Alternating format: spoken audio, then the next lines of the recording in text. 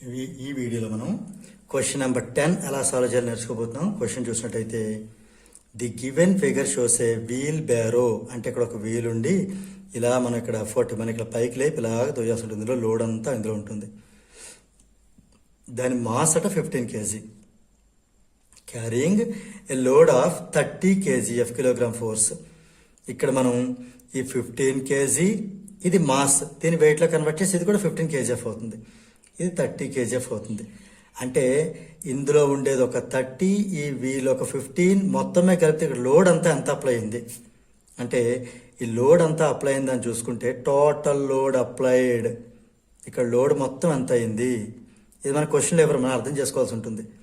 ఇక్కడ లోడ్ ఎంత అంటే ఈ 15 kgfకి ఇది మాస్ అవ్వడం జరిగింది, దీన్ని మనం వెయిట్లో కన్వర్ట్ చేయాలి. అలానే ఈ 30 kgf యాడ్ చేసుకోవాల్సి ఉంటుంది.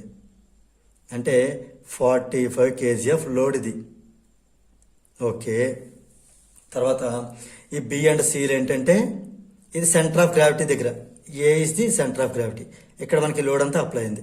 బి అండ్ సిఆర్ ఏంటి, బి అనేదేమో సెంటర్ ఆఫ్ వీల్, సి అనేదేమో టిప్ ఆఫ్ ది హ్యాండిల్. ఇప్పుడు ఏ టు బి డిస్టెన్స్ ఏమో 20, ఇది మన ఫిగర్లో కూడా చూపించడం జరిగింది. ఏ టు సి వచ్చి 40. రైట్, ఇప్పుడు మన క్వశ్చన్ ఏంటంటే ఫైండ్ ది లోడ్ ఆర్, ఇలా వేరియస్ బిట్స్ ఉన్నాయి, ఒక్కో బిట్ సాల్వ్ చేసేద్దాం మనం. ఇప్పుడు మనకి ఏ బిట్లో లోడ్ ఆర్మ్ కావాలి. ఇది లోడ్ అయితే ఇక్కడ రెండు ఇలా జాయిన్ అయ్యి ఇక్కడ మనం పైకి లేకపోతున్నాం కాబట్టి ఇదేమో ఎఫర్ట్ అవుతుంది. ఎఫర్ట్ అనేది అప్వర్డ్స్ పనిచేస్తుంది, ఇది ఫల్క్రమ్ అవుతుంది. రైట్, ఓకేనా. సో మనకి ఇప్పుడు ఇది ఎలాగో లోడ్ ఎల్. ఇప్పుడు మనకి లోడ్ ఆర్మ్ కావాలంటే లోడ్ ఆర్మ్, ఇందులో లోడ్ ఆర్మ్ ఏది ఎల్ నుంచి ఎఫ్ వరకు ఉండేది లోడ్ ఆర్మ్, ఈ నుంచి ఎఫ్ దాకా ఉండేది ఎఫర్ట్ ఆర్మ్.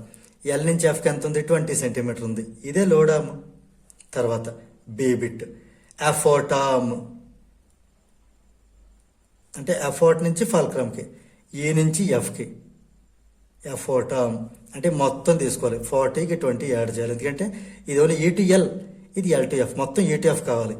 అంటే 40కి 20 యాడ్ చేసి 60 సెంటీమీటర్ రాయాలి. ఎఫర్ట్ ఆర్మ్ అయిపోయింది. తర్వాత మెకానికల్ అడ్వాంటేజ్.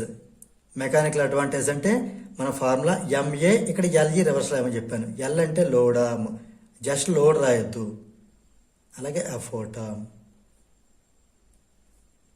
ఎఫర్ట్ ఆర్మ్ ఎంత 60 సెంటీమీటర్, లోడ్ ఆర్మ్ వచ్చి 20 సెంటీమీటర్, సిఎం క్యాన్సిల్, 21 జా 23 జా 3 వచ్చింది.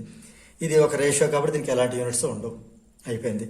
ఇంకా D bit, the minimum effort required to keep the leg just off the ground. Minimum effort required అంటే ఎఫర్ట్ ఎంతో కావాలి.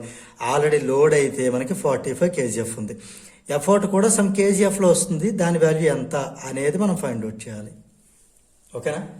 సో ఇక్కడ మనకి ఆడి ది ప్రిన్సిపల్ ఆఫ్ మూమెంట్స్ కానీ ప్రిన్సిపల్ ఆఫ్ మెషిన్ కానీ అప్లై చేయాలి, రెండు ఒకటే. మనకి ప్రిన్సిపల్ ఆఫ్ మూమెంట్స్ ఏం చెప్తుంది, load into load arm is equal to effort into effort arm.